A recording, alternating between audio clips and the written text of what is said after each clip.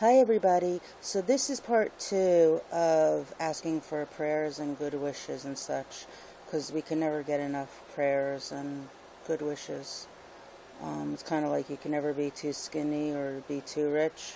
But I know that's all ridiculous, but I don't think you ever cut in. Linda Deskins, I don't know who you are, but I actually like what you typed. I read what you just said in my part one that for part two, you don't have to tell that kind of stuff if you don't want to, because God already knows what you need.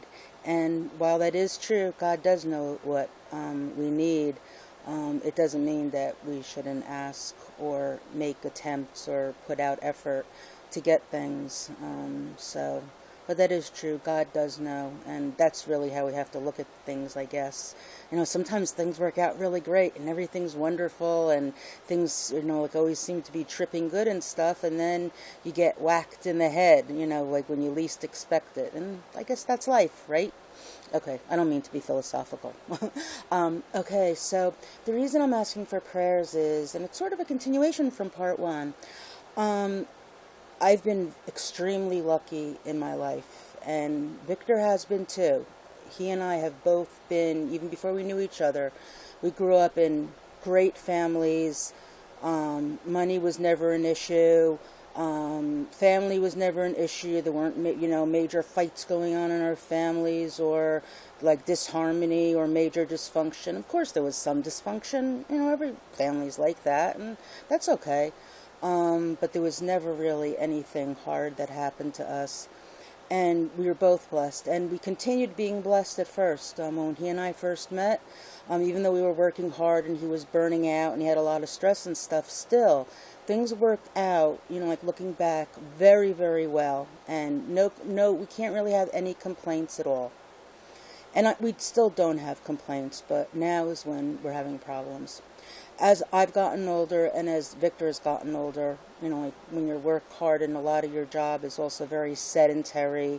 Mine was pretty much sedentary. There was never really, when did I go walking? I went to walk to the bathroom, or I went to walk to the water fountain, or I went to walk to the cafeteria, or I went to walk to the conference room. Big deal. It was I had a lazy ass type of job, and I was able to sit most of the time. And even though Victor also had a very stressful job, and he was running around a lot, but a little bit more than me, and more than me, but still,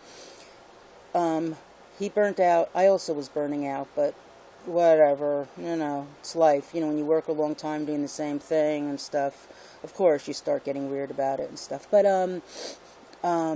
he and I are addicts, I guess. He is a smoker. I am an eater.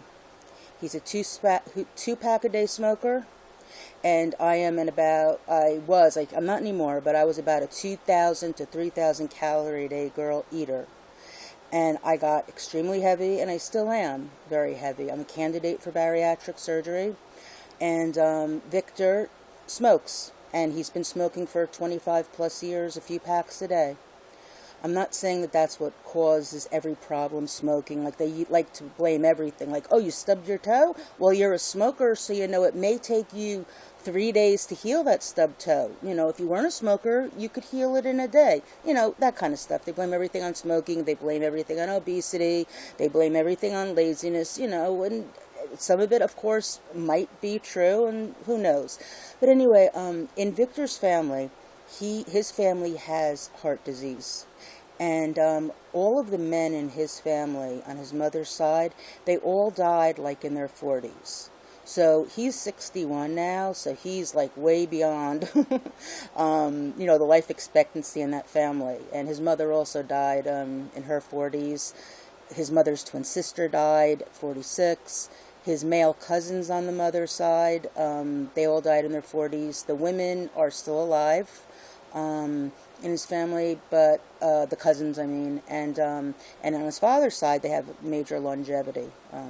They lived into their 90s and, died of a major heart attack, and that was it.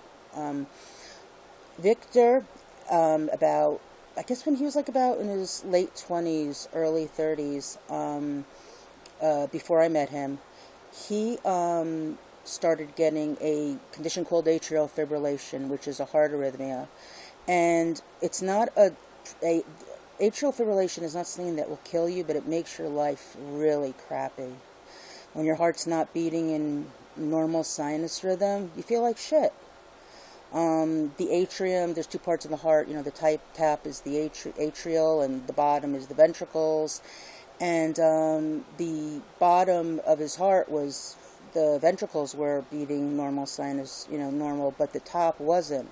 And you could feel major jiggling around in your chest, and you're not getting really sufficient oxygen to all of your tissues because you're not having a nice flow of blood.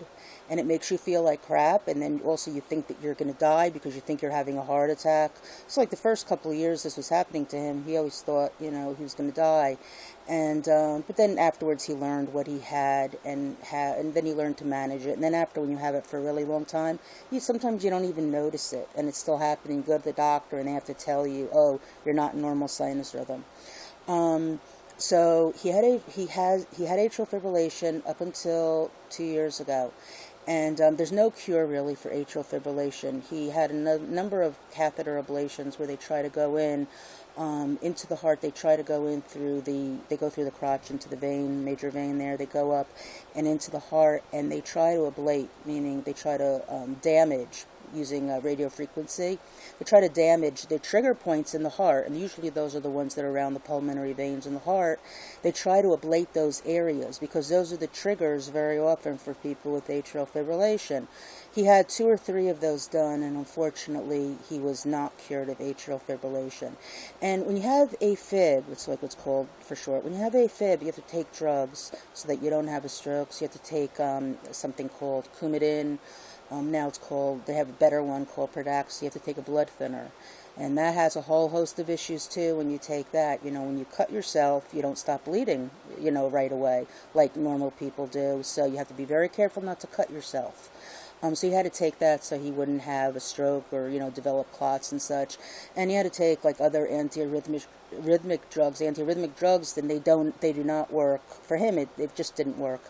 Some people it does. I know actually somebody who is managing his atrial fibrillation with drugs.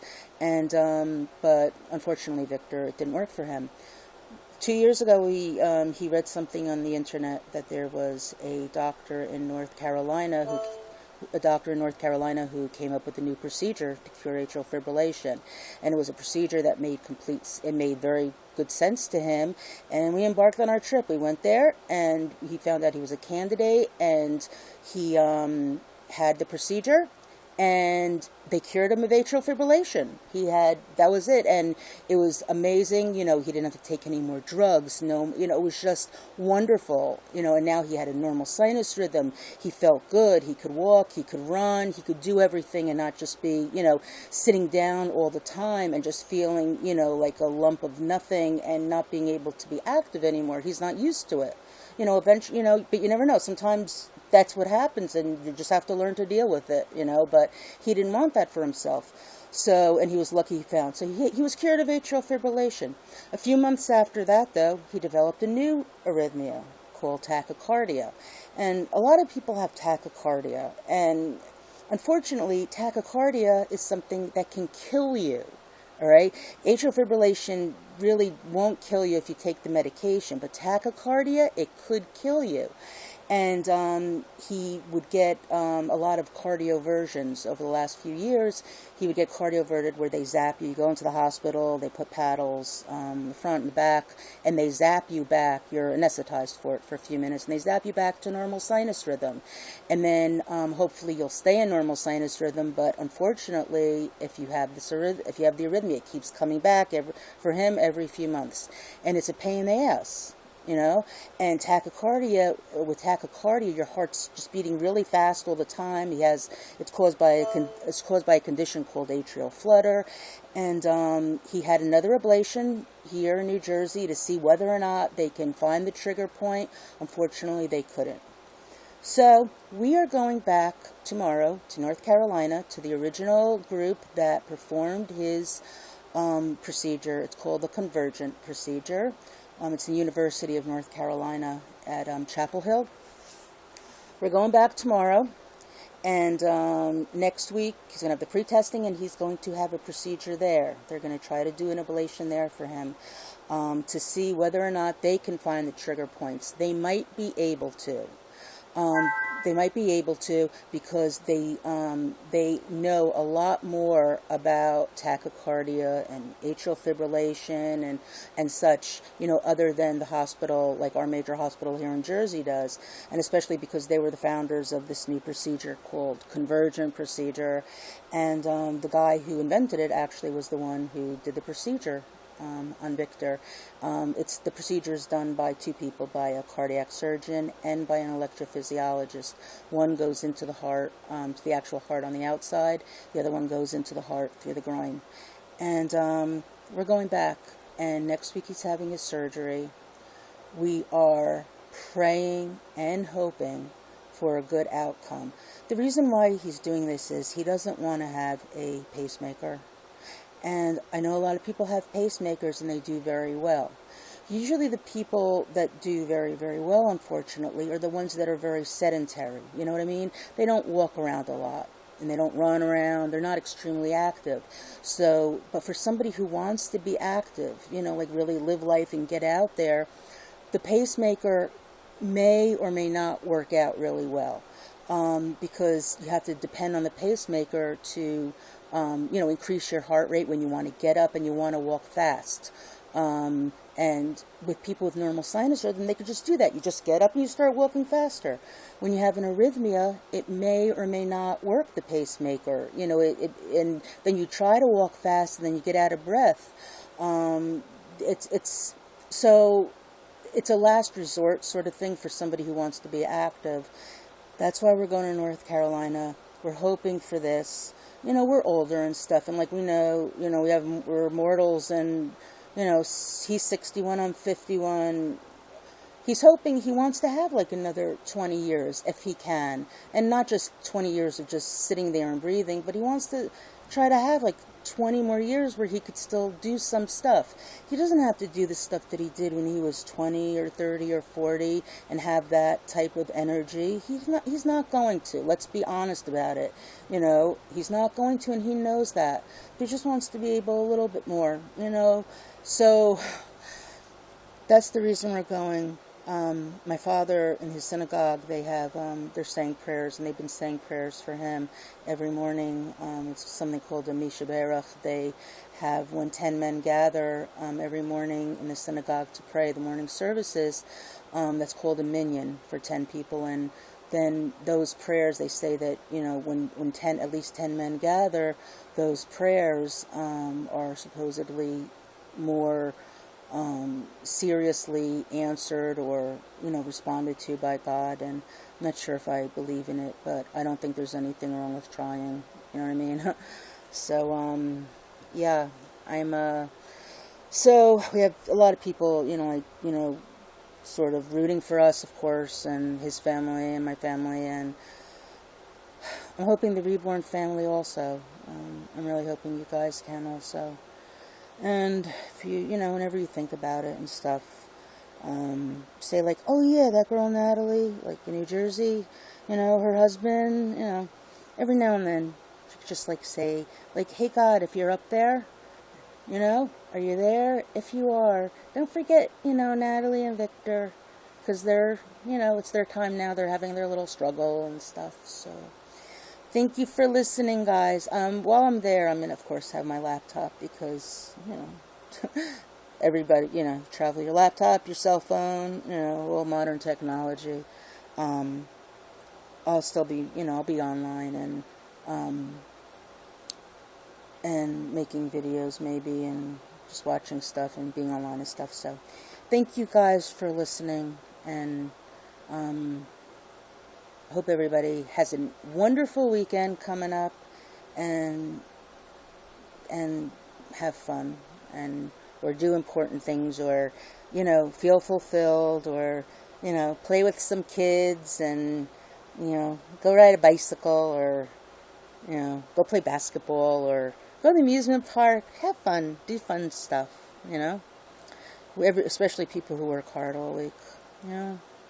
Okay, guys, thank you for listening, and bye-bye. And I'm leaving on a jet plane tomorrow morning. It's only an hour and a half. It's like, you sit down there, you get some soda, and then you're there in North Carolina.